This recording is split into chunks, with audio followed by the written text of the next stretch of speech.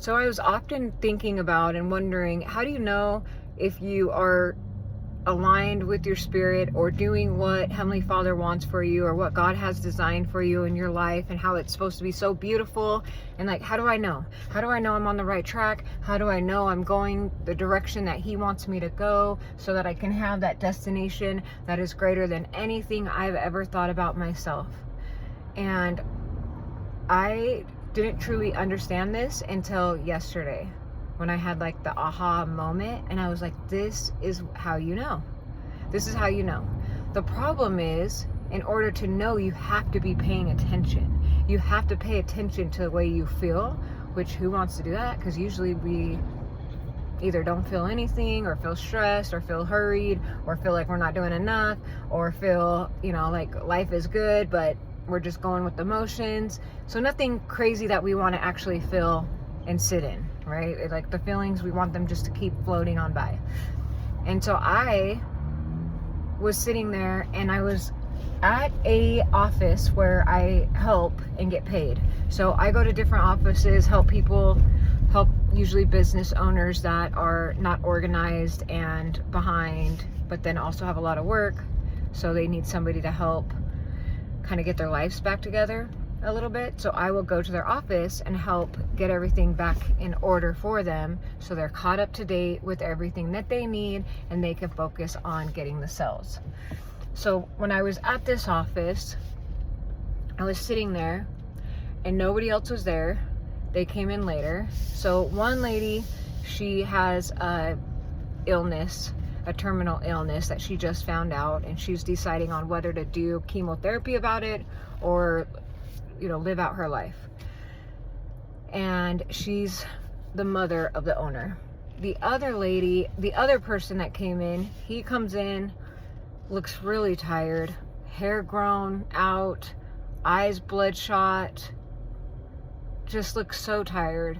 He's not married and has no kids, because me having a bunch of kids would go to that. Like, did the kids keep you up all night? Like, what happened? He doesn't party, and he just looked exhausted. Works a few days a week, doesn't work that much, and he was talking about how he wanted to move back in with his parents, and he's like in his 40s, move back at his parents' house because they're hardly ever there, sell his home, and get an inheritance from his grandpa to live off for the remainder and work a couple days and he would be set for life is basically what he was telling me. So I'm sitting there. The other person that works there is texting me all stressed, upset. People aren't doing the way she wants it to be done. Things aren't going the way it needs to be done. Everything's unorganized. And then the owner's texting that he needs help with certain things, and why didn't you do this and why didn't you do that to other employees, and they're getting frustrated. Anyway, do you hear what I'm saying? The office, it sounds like a hot situation.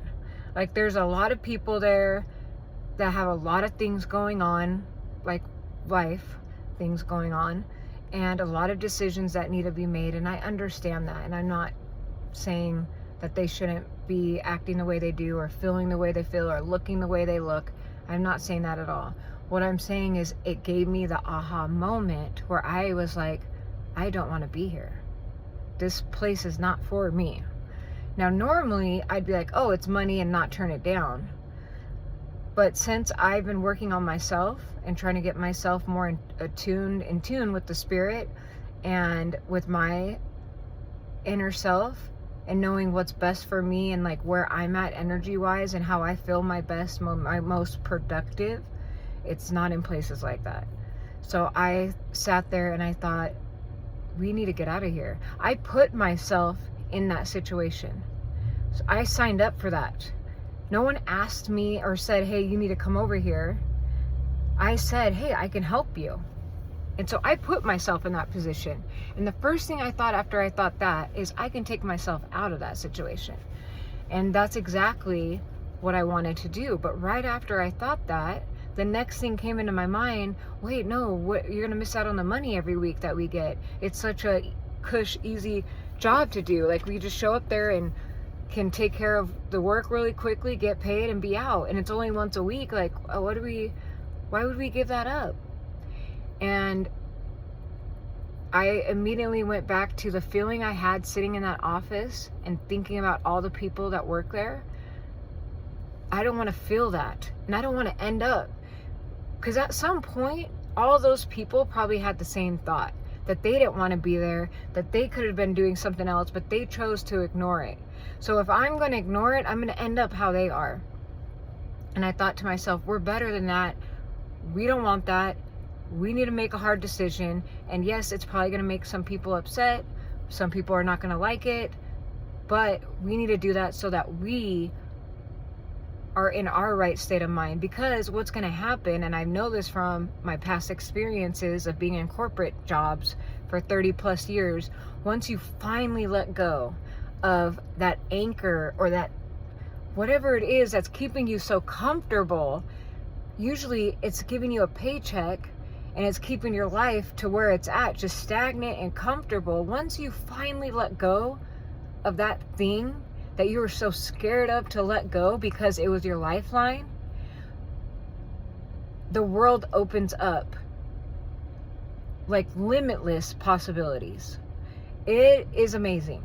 So if you have something that you are holding on to and you're like, no, I can't do this because all these fears start putting in your head. I'm going to miss out on the money. I'm not going to pay my bills. What am I going to do? What if people don't buy it from me? What if I don't make enough money? What if I don't get enough sales? Whatever is causing that fear to pile in your head, you have got to block it and just rip the Band-Aid off and take the chance.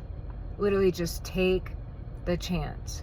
Because what will happen is you have two choices.